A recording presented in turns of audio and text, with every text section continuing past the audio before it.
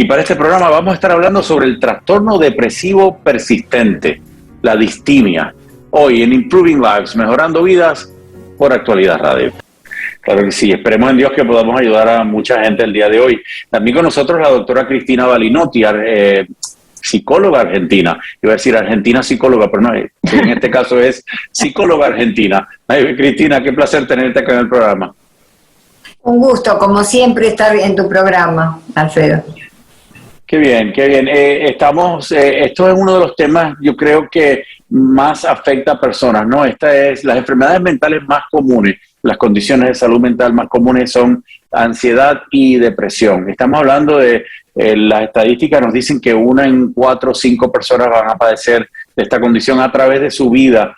Honestamente, clínicamente, en este momento, yo creo que estas estadísticas se van a revisar. Yo creo que estamos viendo una incidencia mucho mayor, como producto también, yo creo, de la época de varios eventos, incluyendo la pandemia que estamos viviendo. Yo creo que, no sé cuál es la opinión de ustedes, pero me parece que estamos viendo más de 1 en 4 o 5 personas padeciendo ya sea ansiedad, depresión, y en depresión incluimos la distimia que le decimos en psicología. ¿Qué opinas, Cristina?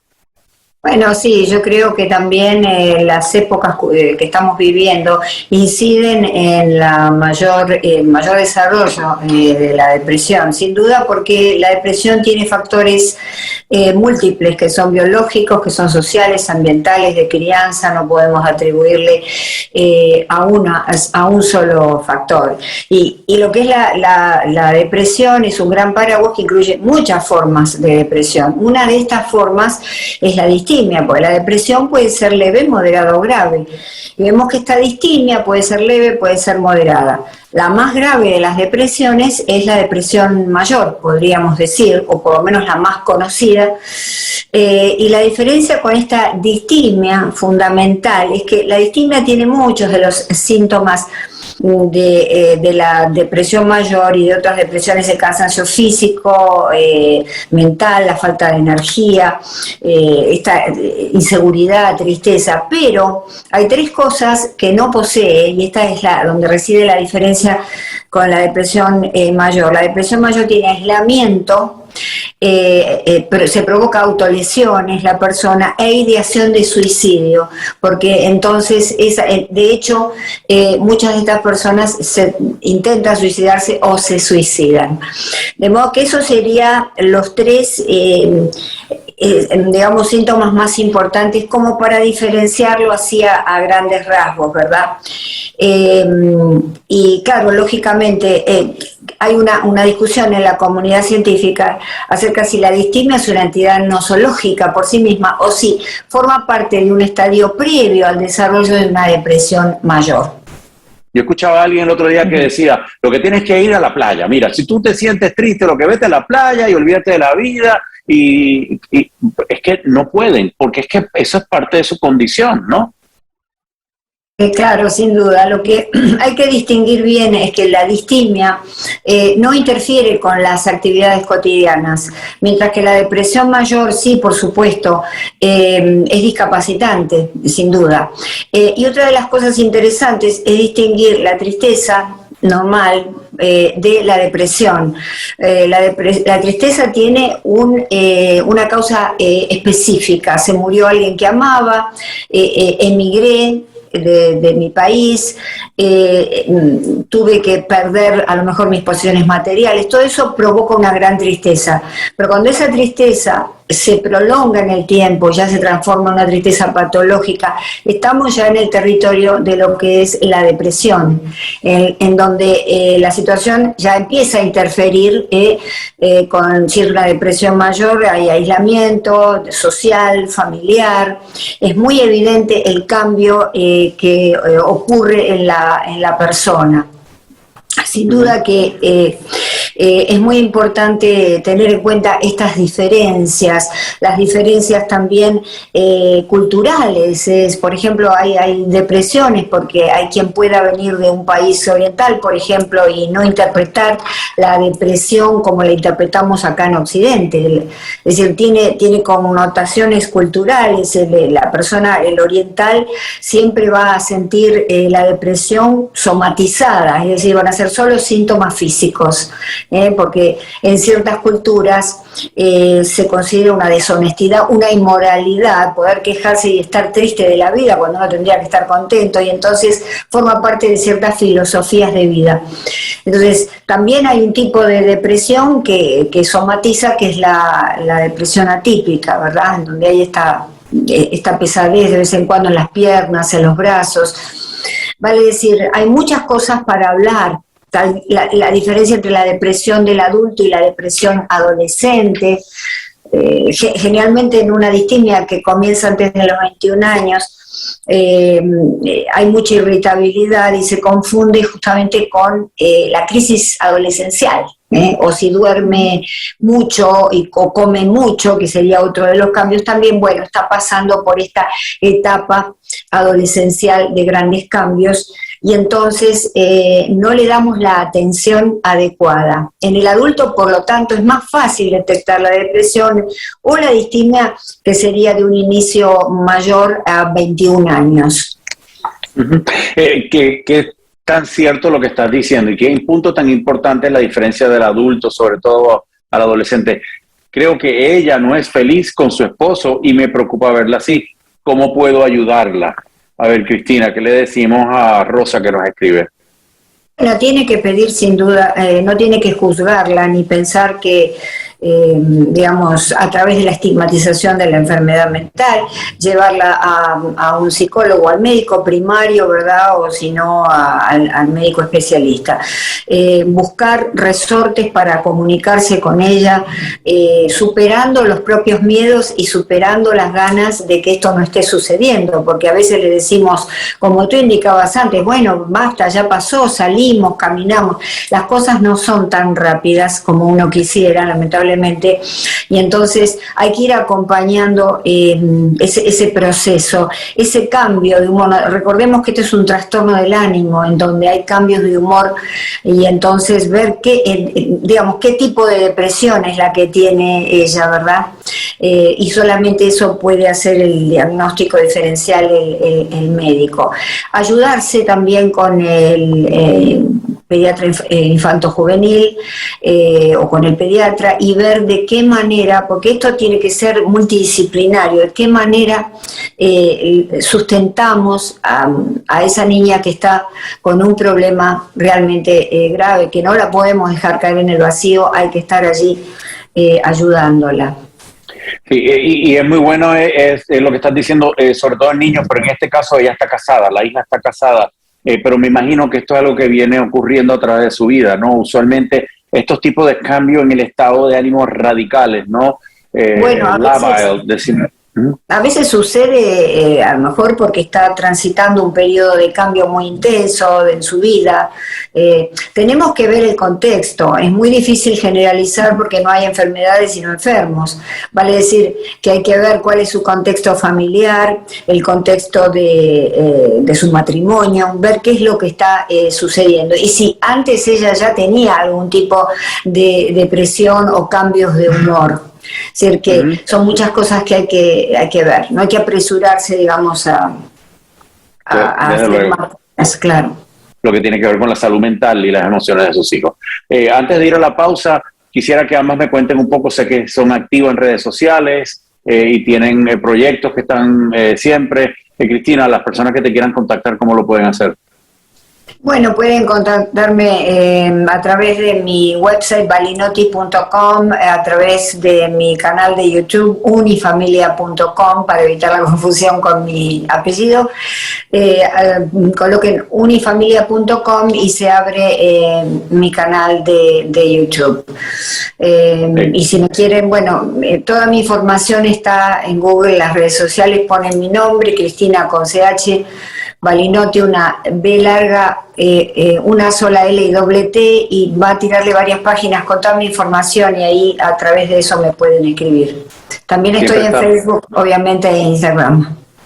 Sí, siempre estás produciendo muchísimo más contenido excelente. ¿Qué hacemos, Cristina, primero, cuando alguien, vamos a hablar de los dos temas, ¿no? La depresión y trastorno depresivo persistente. ¿Cuáles son los tratamientos principales que existen para esto?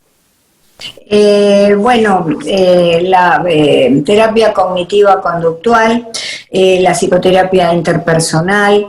En algunos casos, por ejemplo, en el caso generalmente de la depresión mayor, es necesario administrar una terapia farmacológica junto con la terapia del habla, la psicoterapia, sin duda para poder ayudar, porque en la depresión mayor, generalmente si es una depresión endógena, es decir, que la persona no tiene ningún problema en su vida de relación, pero de pronto se siente de esta manera, están faltándole neurotransmisores en su cerebro como la dopamina, norepinefrina, serotonina, y entonces generalmente se dan drogas para poder, particularmente estas drogas hacen que las neuronas se conecten mucho mejor en el cerebro, y entonces particularmente la serotonina. Se dan algunas drogas como inhibidores selectivos de la recapturación de la serotonina. Va a depender, por supuesto, del cuadro que presente en la depresión mayor. La distimia puede tratarse con psicoterapia nada más. Quizá una terapia cognitiva conductual, como mencionaba antes, cambiar un poco los pensamientos para después la conducta, ¿verdad?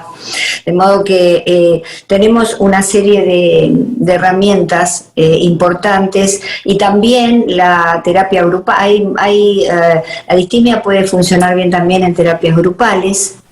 Y también la familia tiene que envolverse en lo que sería una terapia sistémica para poder entender el problema que está pasando al familiar y cómo auxiliarlo de la mejor forma posible.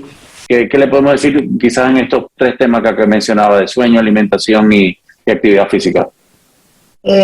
Sin duda tienen que ser acompañados por un miembro de la familia que los lleve de alguna forma, que los acompañe a todo esto, a una buena alimentación que provoque justamente una liberación.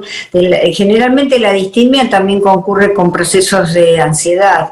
Entonces, una de las maneras de poder liberar esa ansiedad y también el estrés, que está también en la base de cualquier depresión, hay mucho estrés, una de las maneras es de liberar esa ansiedad es justamente caminar, poder salir a hacer caminatas diarias, que inmediatamente van a mejorar el ánimo y van a disparar lo que se llaman las hormonas de la felicidad, ¿verdad?, en el cuerpo, y la persona se va a sentir mucho mejor.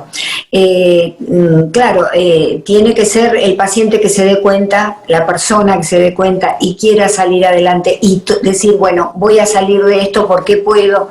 De pronto debe saber de qué se trata primero, ¿verdad? Yo creo que el auxilio con el médico primario es muy importante, más allá de todo lo que se trate de hacer en la casa, como puede ser gimnasia, una alimentación adecuada, tal vez alguna dosis de serotonina, de melatonina para dormir, en fin, cosas que se pueden hacer, porque desde ya que la distimia es justamente un humor malo, digamos, que se puede modificar modificando nuestros ritmos de alimentación y de sueño. Ahora mi hija mayor, con 12 años, llora con mucha facilidad. ¿La depresión será heredada? ¿Le hice un daño? Cristina, ¿qué le dices? La depresión, siempre que haya parientes de primer grado que la tengan, sí, se puede traspasar. Por eso hay que tener cuidado si uno conoce que uno tiene un proceso depresivo, lo ha tenido algún familiar cuando tiene hijos. Y déjame decirte respecto a la depresión postparto, que provoca justamente esta caída del ánimo profundo en la mujer, que determina la depresión en los bebés, que es un cuadro que poco se estudia, pero que existe. triste, debido a que la madre está deprimida y el bebé también lo está. Y son esos bebés que uno piensa, bueno, qué bien se porta, no llora nunca para comer, no llora para nada, y de pronto es un chiquito que está deprimido. Entonces yo creo que no es cuestión de culpas, no hay que decir, bueno, la culpa es mía, yo soy la madre y se lo traspasé, no tiene nada que ver un suceso con el otro, es decir, no hay que culparse, hay que responsabilizarse y hacer las cosas que podemos hacer, atender de pronto a nuestra hija, como se habló antes, por supuesto con mucho amor, con mucha dedicación, prestarle el oído, saber que estamos ahí, pero también llevarla, por supuesto, a una consulta con un médico primario o un especialista. Qué buen consejo, Cristina. Perdón, adelante. Sí, quería comentarte algo. En uno de los programas anteriores yo te había dicho, un gran pianista, músico europeo, que fue muy exitoso, y cuando le preguntaron al hijo por qué era tan exitoso y por qué era tan brillante, le dijo porque cuando él estaba haciendo algo, estaba allí, eso de la conciencia plena. Y contó algo interesante, y es que él cuando pelaba una manzana no pensaba en otra cosa, disfrutaba el aroma de la manzana, el color, el momento en que estaba digamos, cortando la cáscara de esa manzana y después comerla. Eso es realmente un momento de felicidad que quería ilustrar los comentarios que había hecho Mariana. Claro, claro, qué buenos consejos. Se nos acaba el tiempo. Palabra final de cada una, resumen y por favor, y cómo pueden contactar a las personas. Cristina, primero, por favor. Bueno, el resumen es que se comuniquen y que dejemos de pensar que la enfermedad mental es un estigma, así como vamos al médico por cualquier otra enfermedad física, tenemos que ir a un psicólogo, un médico psiquiatra cuando tenemos algún problema, algo que nos molesta a nivel psicológico. ¿Dónde me pueden encontrar? En todas las redes sociales, en Instagram cristina.balinotti, después @.balinotti en Twitter, y por supuesto en Facebook y en mi canal de YouTube unifamilia.com y balinotti.com, que es la website. Muchas gracias, Cristina Balinotti, por acompañarnos a hablar de este tema.